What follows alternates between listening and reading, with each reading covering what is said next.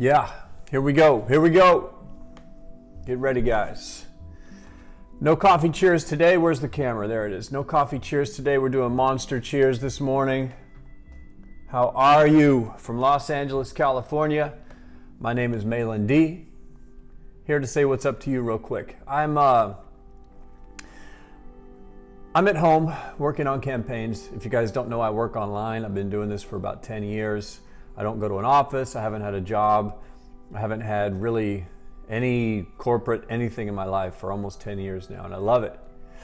I love it. But when you don't have a 9-to-5 job and you don't have an office to go to, you wind up spending a lot of time at home working. You work from home, you live at home, you sleep at home, right? And because I work online, I'm on the internet a lot. Now, when you spend a lot of time online, here's something I noticed yesterday. When you spend a lot of time online, especially reading news or Twitter or your Facebook feed, I know you can identify with this. Right now, there are a million things going on. Protests, political stuff. There's an Uber boycott happening. There's a Starbucks boycott and a Starbucks support. The whole country is arguing online about politics. And I was finding myself reading a lot of these articles and going, man, the world is just falling apart. Like, it's chaos. The images show people in the streets, like violent protesters and people smashing out windows and fights and arguments. And I was sitting there reading the news, and you probably have too. I'm reading the news going, the country's in total turmoil. There's panic in the streets. You know, you go to a site like the Huffington Post and the headlines will say something like, chaos erupts. You know, it's these headlines that just light you on fire, and these stories that light people on fire. And, you know, fair game for them. I know the online ad game, and I know that headlines equal clicks, clicks equal money because of the ad revenue they make. Remember, when you click an ad, it says you're never going to believe what Donald Trump did today. You click that, you go to the site, you browse through the article, maybe you read another article, you've refreshed the page 2 or 3 times. They get paid each time you go to a page. So their job is to get you there, and they have to use these crazy headlines to get you there. Long story short, I had my head wrapped up in the news online and on Twitter and Facebook, and I actually have stopped logging into Facebook completely for a while as an experiment. I'm on day 3 or so. It's wonderful. But I really started to get down from all the headlines and the news and these crazy stories, and you can't tell, you know, if you go to a right-wing site, Trump's doing great. If you go to a left-wing site, Trump's ending the world. You know, you never know. It just depends on which article you read.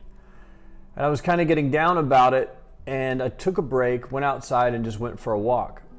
And inside, the news and social media were telling me that the world was on fire, in total chaos, madness everywhere, chaos in the streets, right?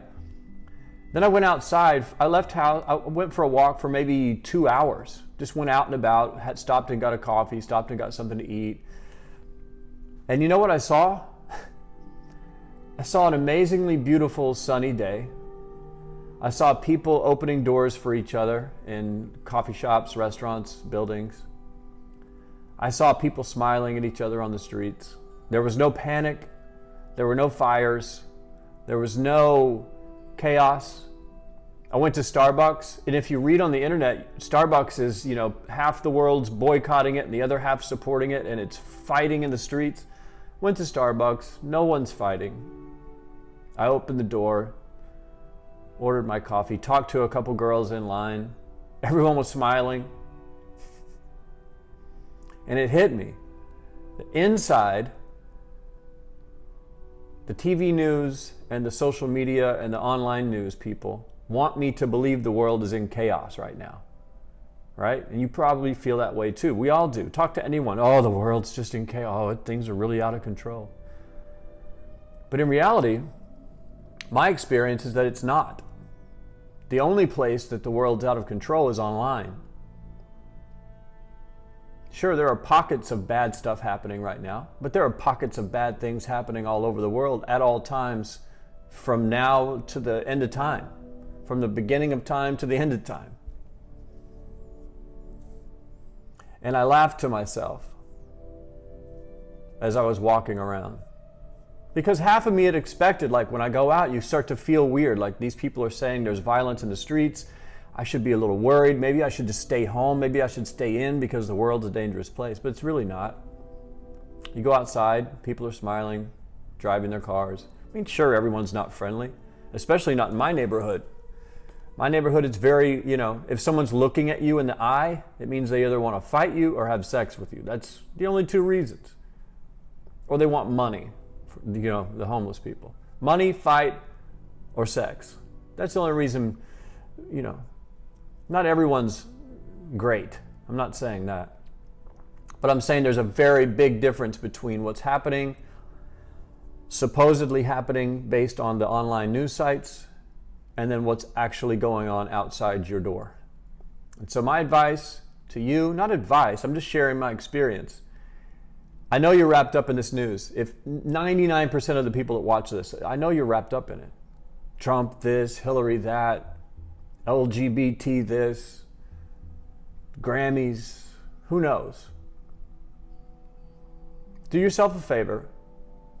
Don't let the internet news tell you what the world is or how it's going out there. Take a break, turn off the news, go outside and go check it out. You know what I think you'll find?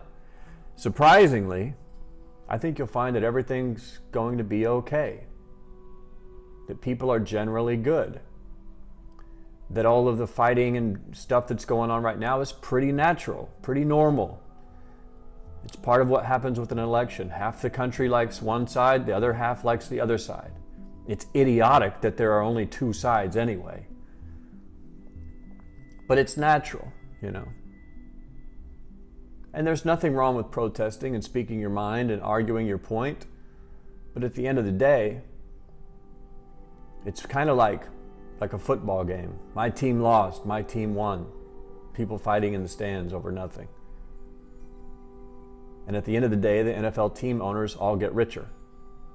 And at the end of the day, while we fight with each other in the streets and protest this and fight about that, all of the politicians and all of the billionaires and trillionaires just get richer. I was reading a funny story. Not funny, it's kind of sad because, a lot of people are boycotting Uber right now because I guess they crossed the lines. And there was a taxi cab strike in New York over the immigration ban. And the taxis asked Uber and Lyft not to run during these hours. They were going to strike, right? And Uber went ahead and ran. So people are now deleting Uber and boycotting it, thinking that they're going to make a big difference in the world, right? Because Uber supposedly supports Trump, right? And then I read an article that said Lyft took a $100 million investment from a guy who is also in Trump's administration. He's also a Trump supporter. He's connected to them in some way. So whether your money goes to Uber or whether you send your money to Lyft, either way, these rich people that run the world, they run both sides of the world, the Democratic side and the Republican side. The Democrats, it's all the same. At the end of the day, those on top will win. So if you deleted Uber off your phone, I'm really proud of you, but when you installed Lyft, you're still contributing to people who believe in what Trump believes in. It's kind of a funny metaphor, man. It's just like, Uber supports Trump, so we're going to get off that and go to Lyft. Oh wait, but they've got guys connected to him too. It's funny. It's really funny. Not funny, it's kind of sad that that's the way the world works, but that's the reality. The funny thing is that we pretend that one side's better than the other, when really it's all the same. And the really sad thing is that we fight with each other about it, instead of unifying against the entire system. If we're going to protest something, we should protest the government completely. And some people are saying that this election is a kind of a nice way to show that maybe this system is outdated. I mean, if you listen to Joe Rogan talk, he talks about an alternative to the government. He's been talking about it for years, either using some sort of internet thing or a council of people. But one person running the world doesn't seem to make a bunch of sense. And when you have two sides, what happens? It just divides everyone in half, and then we all fight, and then they all win. So anyway, my simple thought for the day, even for me, I'm telling myself, the world's on, according to the internet, the world's on fire. Outside your door, everything's going to be okay. Go for a walk, check it out. I dare you to go outside and find a war going on in the streets. I dare you. I live in Hollywood, in a place known for rioting, Los Angeles. There's nothing going on here. It's all good. Anyway, that's all I have to say. I hope you're doing well. I need to get back to my campaigns because, this money won't make itself. No matter what anybody says, push button systems are bullshit. It's a lot of work. It's a lot of fun. A lot of creativity, a lot of testing, and a lot of Monster energy drinks. So anyway, from me to you, I love you. Have a great day. And as always, I will see you in the future.